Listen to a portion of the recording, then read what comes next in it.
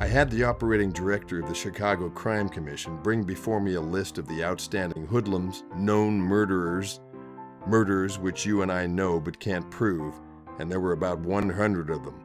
And out of the list I selected 28 men.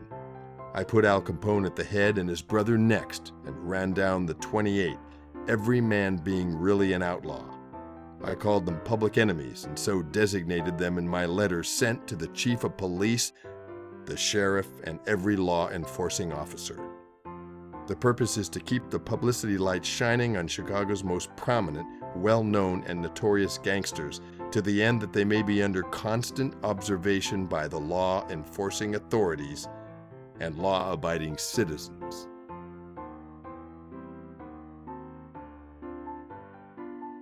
The move was largely a publicity stunt, more effective at dispelling glamorous gangster images than actually apprehending criminals. Almost 20 years later, J. Edgar Hoover and the FBI would adopt this strategy in the creation of their 10 Most Wanted list. On February 7th, 1949, an article entitled FBI's Most Wanted Fugitives Named appeared in the Washington Daily News.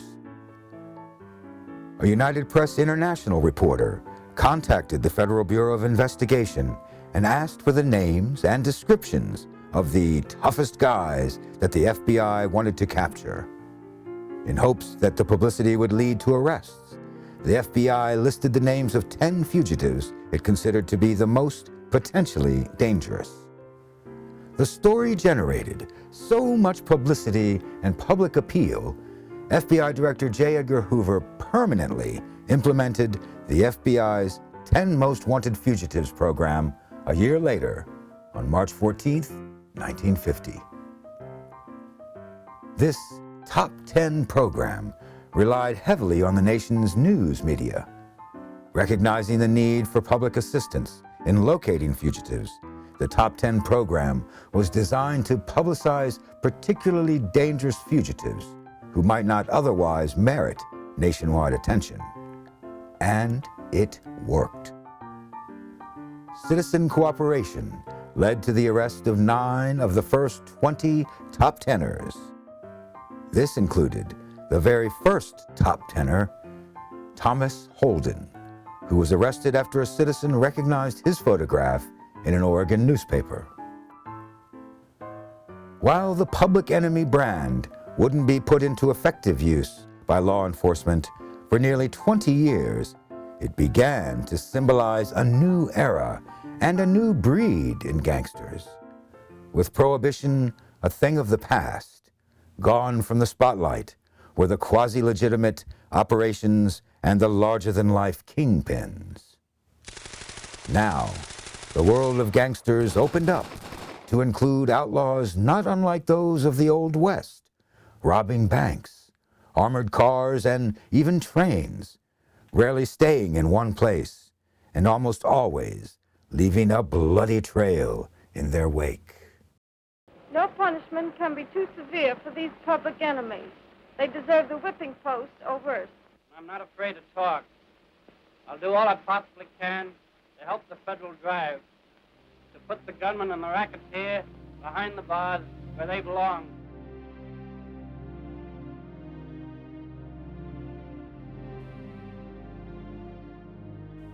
John Dillinger, whose name once dominated the headlines, was a notorious and vicious thief. From September 1933 until July 1934, he and his violent gang terrorized the Midwest, killing 10 men, wounding 7 others, robbing banks and police arsenals, and staging 3 jailbreaks, killing a sheriff during one and wounding 2 guards in another. John Herbert Dillinger was born on June 22, 1903, in the Oak Hill section of Indianapolis, a middle-class residential neighborhood. His father, a hard-working grocer, raised him in an atmosphere of disciplinary extremes.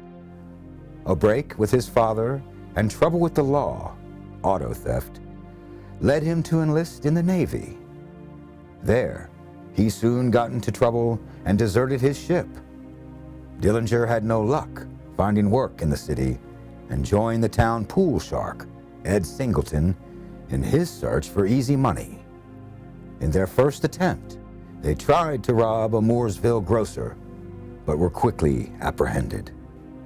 Stunned by the harsh sentence, Dillinger became a tortured, bitter man in prison. His period of infamy began on May 10th, 1933, when he was paroled from prison after serving 8.5 years of his sentence. Almost immediately, Dillinger robbed a bank in Bluffton, Ohio.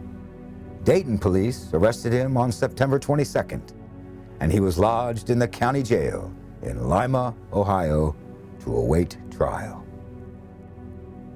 In frisking Dillinger, the Lima police found a document which seemed to be a plan for a prison break.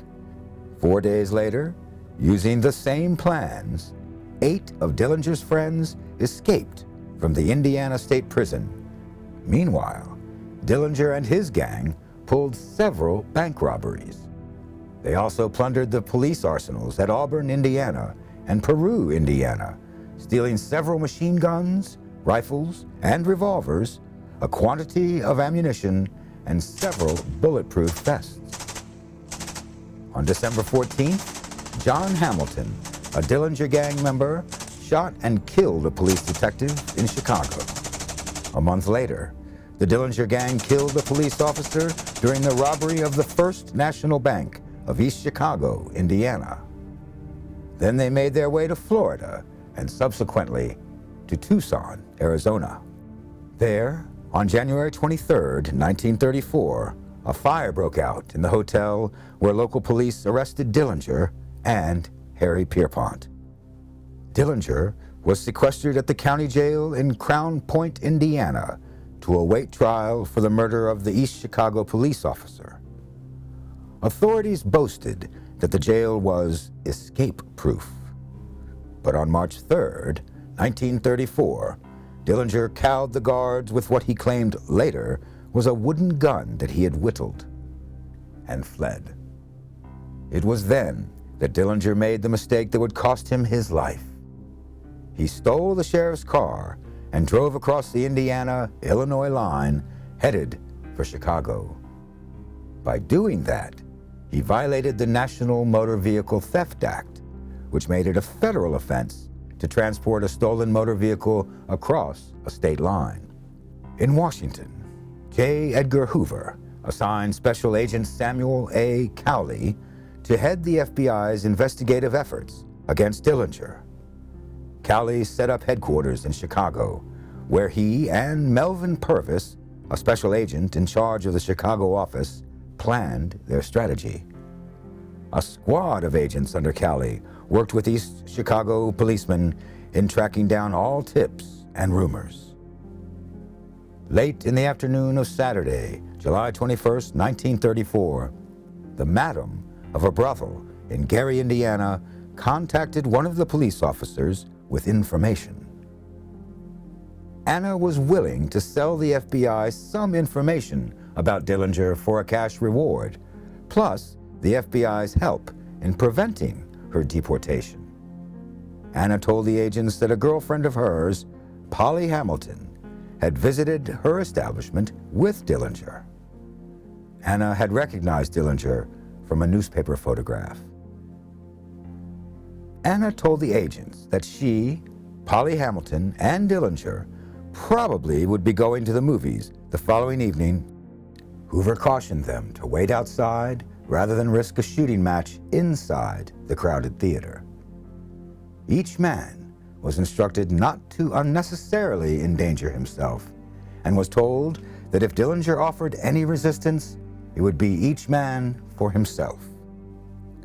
The official FBI report gives a detailed account of Dillinger's final moments. At 8:50 p.m., Dillinger and 2 women companions were observed entering the Biograph Theater, 2433 Lincoln Avenue, Chicago, Illinois, by Special Agent in Charge M.H. Purvis and Agent Brown. This information was telephoned to the Chicago office. Instructions were immediately issued to the agents in the office to proceed to the vicinity of the Biograph Theater and cover the place in accordance with instructions previously issued. About 10:30 o'clock on the night of July 22, 1934, Dillinger, accompanied by 2 women companions, was observed emerging from the Biograph Theater. They walked south on Lincoln Avenue from the theater. Special Agent in Charge Purvis gave the prearranged signal of lighting a cigar. Agents immediately began to close in slowly toward Dillinger from all sides. Dillinger apparently became apprehensive. He glanced over his shoulder at agents and started to run, grabbing for his gun simultaneously. Agent C.B. Winstead fired 1 shot. This was immediately followed by 1 shot each by Agent Winstead, Agent Hurt, and Agent Hollis. Another shot was fired by Agent Winstead. Dillinger fell face downward near an alley. A .38 caliber automatic pistol was in his hand when he fell. No shots were fired from Dillinger's pistol. An extra clip for his pistol was found in his pocket. Dillinger was removed to the Alexian Brothers Hospital, at which place he arrived at 10:55 p.m., where he was pronounced dead. Subsequent thereto, the body of Dillinger was taken to the county morgue. Thanks for watching. If you'd like to help us produce more compelling historical content like this, please like, comment below, and share this video with fellow history buffs. And of course, be sure to subscribe to help keep history happening.